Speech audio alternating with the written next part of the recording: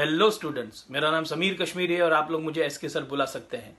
आज जो हम पढ़ने जा रहे हैं उसका नाम है संदेह, लेखक जयशंकर प्रसाद। तो आइए शुरू करते हैं। Professor Sameer Kashmiri, teaching Hindi subject since 1996, taught more than 50,000 students till date. For educational video content, do follow, subscribe on Twitter, YouTube, Instagram, Facebook and TikTok at OK Sajeev. कमरे में बुद्ध की प्रतिमा का शांत गंभीर मुख सूर्य की किरणों से और भी प्रसन्न हो रहा था। रामनिहाल अपना बिखरा हुआ सामान बांधने लगा। उसके हाथों में कागज का एक बंडल था जिसे वो संदूक में रखने से पहले पढ़ना चाहता था, लेकिन हिचक रहा था। बंडल रखकर उसने एक लिफाफा खोला जिसमें एक चित्र था। उसकी आंखों से आंसू बहने लगे। किशोरी ने आकर हल्ला मचाया कि निहाल बाबू रो रहे हैं। श्यामा वहां आकर खड़ी हो गई। राम निहाल ने कहा, मुझे क्षमा करे, और आंसू पोंछने लगा। श्यामा ने किशोरी से जाने को कहकर राम निहाल से रोने की वजह पूछी। बिखरा फैला हुआ जंगला, जालीदार खिड़की, शीशा कांच, आलोक उजाला, दर्पण आईना, प्रतिमा मूर्ति, संदूक बक्सा, हिचक संकोच, भयानक भयंकर, विराग संन्यास, अचल स्थिर, हल्ला मचाना, शोर करना, करुणा दया, विस्मृत खोया हुआ। रामनिहाल ने श्यामा को बताया कि मैं गृहहीन था। अपना संदूक और थोड़ा सा सामान लेकर अपनी अधूरी महत्वाकांक्षा के साथ जब मैं नौकरी और पेट पालने की सुविधाओं को खोजता हुआ तुम्हारे घर आया तो मुझे विश्वास हुआ कि मैंने घर पाया। तुम्हारा कठोर व्रत वैधव्य का आदर्श देखकर मेरे हृदय को विश्वास हुआ कि मनुष्य अपनी वासनाओं का दमन कर सकता है। जिन लोगों के यहाँ मैंने काम किया वो सब सज्जन है और मुझे मानते भी बहुत है। तुम्हारे यहाँ घर का सा सुख है, परंतु अब मुझे ये घर छोड़कर जाना होगा। रामनिहाल की इन बातों को न समझते हुए श्यामा ने उसे सीधे सीधे बताने को कहा कि बात क्या है। अपराध, गलती, प्रायश्चित, पछतावा, सावधान, सतर्क, प्रस्तुत, उपस्थित, चटाई दरी, प्रतिबिंब, परछाई, वैधव्य, विधवापन, वासना, इच्छा, दमन, रोकना, अवलंब, सहारा, दृढ़, मजबूत, झुंड, समूह, श्रृंगार, सजावट, कोठरी, छोटा कमरा। रामनिहाल ने बताया कि मैं कार्तिक की पूर्णिमा को अपने काम से छुट्टी पाकर संध्या की शोभा देखने के लिए दशाश्वमेध घाट पर जाने की तैयारी में ही था कि ब्रज किशोर बाबू ने अपने दो संबंधियों को गंगा किनारे घुमा ले आने को कहा। उन्होंने ये भी बताया कि मान मंदिर घाट पर बजरा ठीक है। एक पुरुष मोहन बाबू और उनकी स्त्री मनोरमा मेरे साथ गए। मोहन बाबू बजरे पर ऊपर जाकर बैठ गए। पैड़ी लगी थी। मनोरमा को डरता देखकर मैंने हाथ बढ़ाकर उसे बजरे पर चढ़ाया। मनोरमा ने अपने पति के पागल बनाए जाने की बात मुझसे की और तनिक सावधान रहने को कहा। घाट पर आकाशदीप और गंगा में दीपक जल रहे थे। मोहन बाबू ने बताया कि ये दीपक जीवन के लघुदीप को अनंत की धारा में बहा देने का संकेत है। खोजना, ढूंढना, गरिहहीन, बेघर, उत्तराधिकार, विरासत, लादना, रखना, कंजर, बंजारा, अभागा, बदनसीब, वंचित होना, प्राप्त न होना, महत्वाकांक्षा, बढ़ा बनने की इच्छा, दाव बैठना, काम पूरा होना, मरीगमरीचिका, ऐसी तृष्णा जो संभव ना हो, सुशिक्षित, पढ़े लिखे, सज्जन, भला व्यक्ति, शुभचिंतक, भला चाहने वाला, रक्षक, रक्षा करने वाला। नाव पंचगंगा घाट के समीप पहुंच गई। मनोरमा ने बांसों पर टंगे हुए दीपक के बारे में पूछा। मोहन बाबू ने कहा कि आकाश असीम है और जीवन दीप को उस ओर ले जाने का ये संकेत है। फिर हाँफते हुए मनोरमा पर दोषारोपण करते हुए कहा कि तुमने ब्रजकिशोर के साथ मिलकर मुझे पागल बनाने का षड्यंत्र रचा है, ये मैं जानता हूँ। मुझे अकपट प्रेम की आशा थी, मगर मनोरमा तुमने भी मेरे साथ विश्वासघात किया है। इन सारी बातों से आहत होकर मनोरमा ने संख्या मंगा देने को कहा जिसे खाकर उसे जीवन से छुटकारा मिल सके। मोहन बाबू ने यह सुनकर मनोरमा के पैर पकड़कर माफी मांगी। मनोरमा पैर छुड़ाती हुई पीछे को खिसकी जिससे मेरे शरीर से उसका स्पर्श हो गया।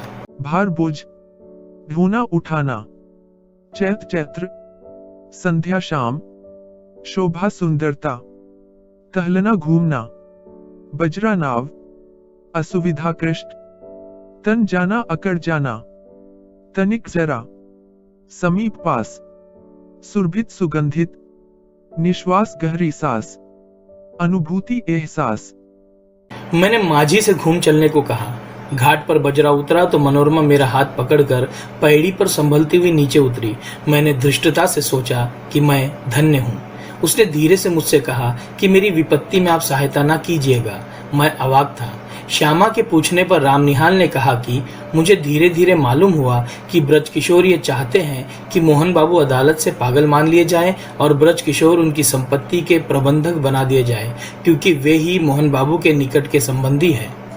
आकाशदीप कंदील, दीपक, धारा लहर, मतभेद अलग विचार, संकेत इशारा, कल्पना विचार, उच्छ्वसित प्रफुल्लित, उत्तेजित जोश से भरा, चकित आश्चर्य, असीम अनंत, हाफना तेज सांस लेना, विश्वासघात धोखा, विक्षिप्त पागल, विमुख दूर, विप्लव उत्पात, उपद्रव। मनोरमा एक अत्यंत सुंदर स्त्री थी तथा अपने पति मोहन बाबू से उसका वैचारिक मतभेद है, इसलिए वो परेशान सी रहती थी। मनोरमा चाहती थी कि रामनिहाल इस संकट से उसे बचाए, इसलिए उसने रामनिहाल को पत्र लिखा। रामनिहाल मनोरमा द्वारा लिखे गए पत्र को पढ़ने की इच्छा होने के बावजूद भी नहीं खोलना चाह रहा था। वो श्यामा से मन ही मन प्रेम करता था और साथ ही उसके मन में मनोरमा मुझसे प्रेम करती है ऐसा कोमल भाव उत्पन्न होने लगा था। वो समझ नहीं पा रहा था कि क्या करे, क्योंकि मनोरमा की सहायता करने के लिए उसे श्यामा का घर छोड़कर जाना पड़ेगा। इसलिए रामनिहाल का मन दुविधा और संदेह की स्थिति में था।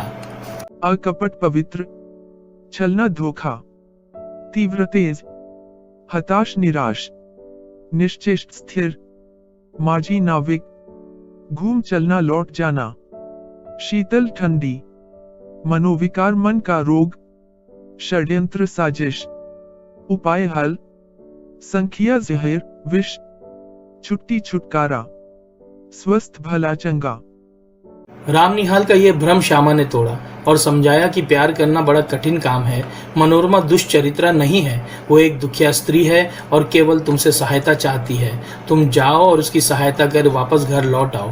तुमको अभी मेरी संरक्षता में यही रहना होगा। तुमने जो कुछ भी सोचा है यह सब तुम्हारा भ्रम था, संदेह था। यह सुनकर रामनिहाल धीरे से उठकर नहाने चला गया। खिसकना सरकना, क्षुब्ध नाराज, रमणी सुंदर स्त्री, आश्रय सहारा, व्याकुल बेचैन, दीनता विवशता, लज्जा शर्म, दुर्वह उठाने में कठिन, उपहास हंसी, पैड़ी सीढ़ी, धन्य भाग्यशाली, प्रबंधक व्यवस्थापक, रहस्य राज, संदेह भ्रम। शीर्षक की सार्थकता। जयशंकर प्रसाद जी द्वारा लिखित कहानी का शीर्षक संदेह सटीक एवं सार्थक है। रामनिहाल इस कहानी का प्रमुख पात्र है। वो श्यामा के घर में रह रहा है। उसके पास मनोरमा के पत्र आए हैं कि वो उसकी मदद करने के लिए उसके पास आ जाए, लेकिन यहाँ रामनिहाल के हाथ में श्यामा, जो कि एक विधवा है, का चित्र है। इससे रामनिहाल को और श्यामा को भी संदेह होता है कि वो उससे प्रेम करता है। दूसरे, उसकी मुलाकात पहले मनोरमा से हो चुकी है और वो मन ही मन उसे प्रेम करने लगा है। अब मनोरमा ने उसे उसकी मदद करने के लिए अपने पास बुलाया है। उसे संदेह है कि क्या मनोरमा उसे प्रेम करती है। श्यामा अपना फोटो लेकर रामनिहाल से कहती है, अरे ये तो मेरी ही है, तो क्या तुम मुझसे प्रेम करने का लड़कपन करते हो? अच्छी फांसी लगी है तुमको। मनोरमा तुमको प्यार करती है और तुम मुझको। मन के विनोद के लिए अच्छा साधन जुटाया है। इससे स्पष्ट होता है कि दोनों तरफ से उसे संदेह है। कहानी का उद्देश्य। इस कहानी में लेखक ने बताने का प्रयास किया है कि रामनिहाल, जो इस समय श्यामा के घर में रह रहा है, उसे यह संदेह हो रहा है कि वो उससे प्रेम करता है। दूसरे, रामनिहाल के पास मनोरमा के पत्र आए हैं कि वो उसकी मदद करने के लिए उसके पास चला है। इससे रामनिहाल को यह संदेह हो गया है कि वो उससे प्रेम करने लगी है। श्यामा, जो कि एक विधवा है, उसका चित्र रामनिहाल के हाथ में है। उस चित्र को लेकर वो उससे कहती है, रामनिहाल बाबू, प्यार करना बड़ा कठिन है। तुम इस खेल को नहीं जानते, इस चक्कर में पड़ना भी मत। हाँ, एक दुखिया स्त्री तुमको अपनी सहायता के लिए बुला रही है, जाओ उसकी सहायता करके लौट आओ। तुम्हारा सामान यही रहेगा, तुमको अभी यही रहना होगा, समझे?